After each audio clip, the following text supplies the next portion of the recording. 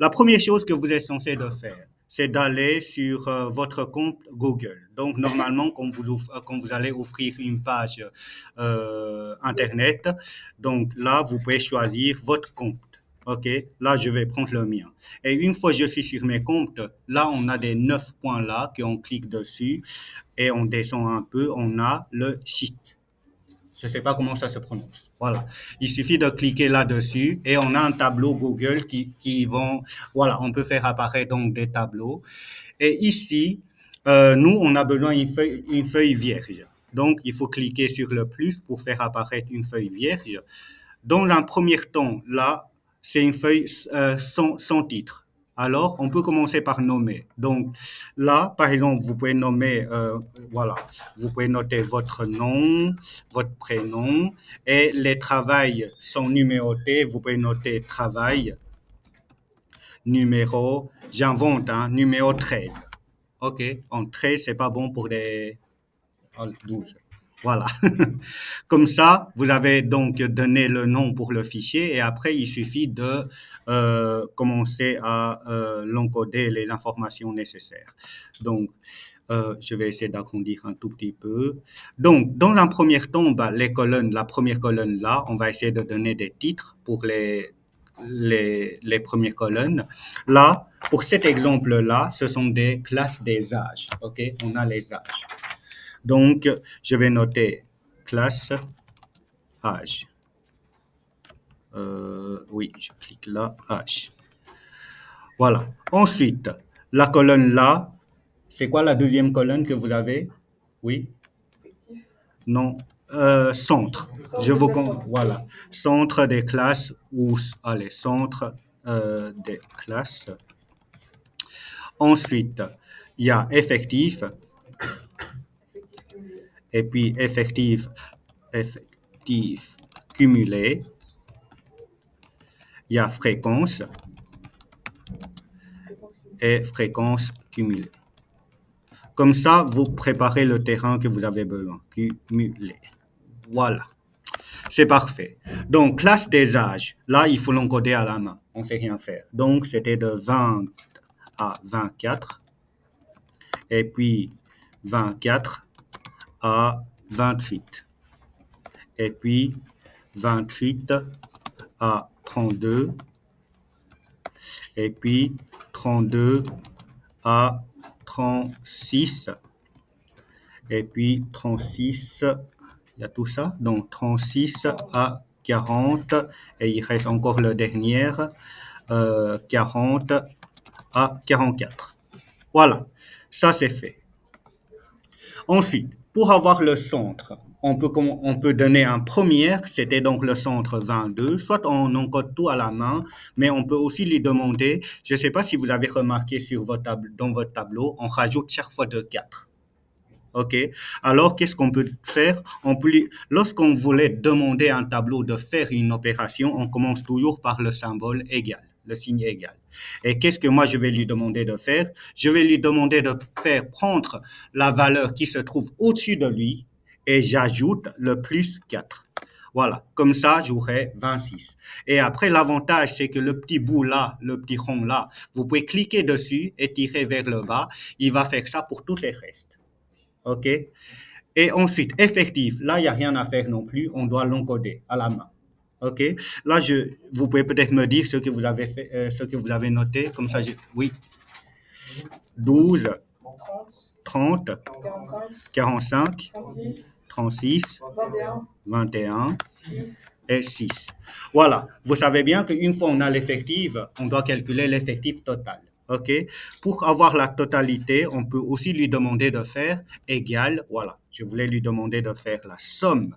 Et j'ouvre la parenthèse et je sélectionne ce que moi je voulais lui demander d'additionner. Et bien sûr, il faut terminer par fermer la parenthèse et comme ça, j'aurai la totalité qui est 150. Effectif cumulé. On recopie d'abord la première valeur. OK? Donc là, c'est 12. Et ensuite, qu'est-ce qu'on va lui demander de faire? On va lui demander de faire additionner la valeur qui se trouve au-dessus plus la valeur ici. OK? C'est la même opération. quand c'est la même opération, on peut lui demander de répéter ce qu'on va lui demander. Donc, pour le premier, je vais lui demander de faire le D2, c'est-à-dire faire 12 plus la valeur qui se trouve à son gauche. Donc, 30. Voilà. Et je mets entrée. Comme ça se calcule pour un premier pas. Et si je voulais lui demander de répéter cette opération, de nouveau, je vais cliquer sur le petit rond là en bleu. Voilà. Là en bleu, je tire vers le bas et ça se fait automatiquement aussi. Pour avoir fréquence, qu'est-ce qu'on va lui demander de faire comme calcul? Oui. Égal. Je clique sur l'effectif 12. Oui. Moins. Divisé par 150 fois 100 pour avoir le pourcentage. Voilà, ça c'est l'opération que j'ai demandé. Et si je tire vers le bas, il va faire la même opération pour les restes. OK, ça normalement vous avez vos pourcentages. Et on peut aussi demander de calculer la somme de tout ça. Et normalement, on va trouver 100%. Et pour l'effectif cumulé, fréquence cumulée, c'est pareil. Je recopie d'abord le premier et puis je lui demande de prendre la valeur qui se trouve au-dessus plus la valeur qui se trouve à gauche. Et je tire vers le bas pour avoir toutes les autres réponses. Voilà, ça c'est une première partie du travail que je vous ai parlé tantôt, mais il y a une deuxième partie, c'est-à-dire vous devez utiliser le tableau Excel pour calculer la moyenne, variance et écart. OK? Donc, pour calculer la moyenne, habituellement, quand on fait le calcul, qu'est-ce qu'on fait? On va lui demander de faire la somme de centres, donc 22 plus 12, 22 fois 12, plus 26 fois 30, plus 30 fois 45, etc. Donc, du coup, une première chose qu'on peut lui demander de faire, c'est d'abord faire le produit de centre avec l'effectif. Et chaque fois, je vais lui demander de répéter ça pour chaque ligne, comme ça j'ai les produits et à la fin, il suffit de les additionner. OK, on va faire ça. Donc là, je vais lui demander de faire centre fois l'effectif. Voilà, du coup, c'est égal. Je sélectionne la valeur qui se trouve dans le centre et multiplier. Ah oui, le fois, le fois, on doit mettre l'étoile. OK, fois effectif. Voilà, je mets égal. Et en fait, là, il propose de répéter, mais en fait, on peut juste cliquer ici et on va lui demander d'aller jusqu'au bout là. Comme ça, on a toutes les valeurs. Donc, là, du coup, on peut demander la somme totale de ce que j'ai ici. Et pour avoir la moyenne, je dois réduire un tout petit peu. Pour avoir la moyenne, je vais peut-être noter la moyenne ici, égale, et je vais calculer là. La moyenne, c'est quoi? C'était ça divisé par l'effectif total. Comme ça, j'ai la moyenne. Est-ce que j'ai la même réponse de ce que vous avez trouvé? Oui. Oui, c'est parfait. Et une fois on a la moyenne, qu'est-ce qu'on peut calculer? La variance. Et quel est le calcul que je dois faire pour la variance? Oui. Les effectifs fois, entre parenthèses, Effective fois, entre parenthèses, le centre moins la moyenne. Je ferme la parenthèse et je mets au carré. Voilà. Ça, on peut le noter comme ça. OK? Et après, on va lui demander de faire ce qu'on voulait faire. C'est-à-dire, je mets égal pour commencer.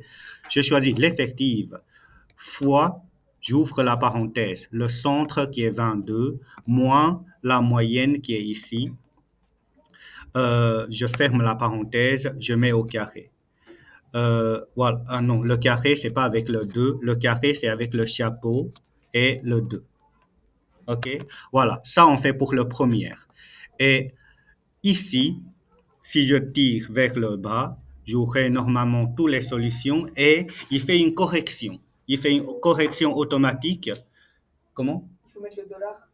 Voilà, tout à fait, tout à fait. Puisque si, du coup, il propose de faire rajouter ces deux symboles-là autour de G. Pourquoi? Puisque je lui demande de faire tout diviser. Je lui demande de faire soustraction avec la valeur qui se trouve ici, c'est-à-dire le G10. Normalement, s'il continue cette logique, quand on arrive à la deuxième colonne, il va prendre la valeur qui se trouve là, que ça, il n'y en a pas. OK? Ils vont répéter ce que je vais lui demander de faire. Mais lorsque j'ai choisi la colonne G10 pour le premier, pour le deuxième, il va normalement prendre le G11. Pour le troisième, il va prendre le G12 et ainsi de suite. Alors, c'est pas ça qu'on veut. On veut que la moyenne soit fixe, cette valeur-là. C'est la raison pour laquelle il faut rajouter les deux symboles de là pour devant la colonne G. OK? Ça, il faut faire très attention. Normalement, lui, il le fait automatiquement, donc il suffit de sélectionner le bon. Voilà, comme ça, on voit bien que ce que j'ai encodé ici, si vous regardez, c'était chaque fois le G10. OK? Voilà, comme ça, on a tous nos données. Et ça, c'est pour calculer la variance. De nouveau, j'ai besoin de connaître la totalité, donc la somme de tout ça. Je ferme la parenthèse et j'ai tout ce qu'il faut maintenant. Donc, variance, c'était égal. Bah, variance, comment on le calcule? Oui. Il ne faut pas mettre sur le total. La somme totale que j'ai. Oui, sur l'effectif total. Divisé par l'effectif total. Tout à fait. Et comme ça, j'ai la variance. Ah oui, il y a aussi une option qui est intéressante, c'est qu'on peut lui demander de arrondir au nombre de virgules qu'on veut. OK? Là, si jamais votre chiffre ne tombe pas tout à fait juste, pour éviter d'avoir des très longs chiffres, vous pouvez utiliser cette option-là pour avoir juste deux chiffres après la virgule. Et à la fin, écart type. Type égal, bah, on peut lui demander de faire égal racine. Racine de quoi? Racine de 25. Voilà, ceci, je ferme la parenthèse et j'aurai donc l'écart type. Je vais aussi réduire à deux chiffres après la virgule. Normalement, c'est ça que vous avez trouvé pour l'écart type. OK? Voilà. Une fois c'est fait, donc normalement, ça se enregistre automatiquement. Ce que vous pouvez faire, c'est de la déplacer puisque vous devez envoyer ça à vos professeurs. Donc, il faut... est-ce que c'est possible de la déplacer à mon ordinateur? Non, c'est pas possible. Mais normalement, ça s'enregistre automatiquement. Donc, si vous allez, voilà, si vous allez de nouveau sur votre compte qui est là, donc sur Shift, voilà, normalement là, vous allez avoir de nouveau la page que je vous ai montré tantôt. Et vous devez avoir, voilà, un travail qui était déjà réalisé ici. OK? Donc, ce que vous devez faire, c'est cliquer là, la télécharger. Est-ce qu'on sait la télécharger? Bizarre, ça. Je crois qu'en fait, il faut ouvrir et télécharger l'inventaire. Donc, c'est le tableau qu'on a ici. J'ai réussi hier, je me rappelle. Donc, peut-être directement afficher l'état. Non, il y a un truc Drive. Je regarde là. Vous pouvez appuyer sur le fichier juste à droite du logo vert. Où? Le fichier là? Ah voilà, là. Ah voilà, on peut la télécharger. Merci. Donc on peut la télécharger. Là, vous pouvez. Là, il faut faire attention. N'allez pas télécharger le document PDF. Puisque nous, qu'on va corriger, on doit ouvrir le fichier et on va cliquer sur les boutons et voir les opérations que vous avez faites. OK? Si c'était sous version PDF, on ne sait pas vérifier ça. Ça va? Donc, vous l'enregistrez. C'est voilà, fichier, télécharger, donc Excel. Voilà, et vous enregistrez là où vous allez télécharger. Et après, pour envoyer un fichier que vous téléchargez à un professeur, ça, vous savez tous le faire. Oui, hein. Voilà.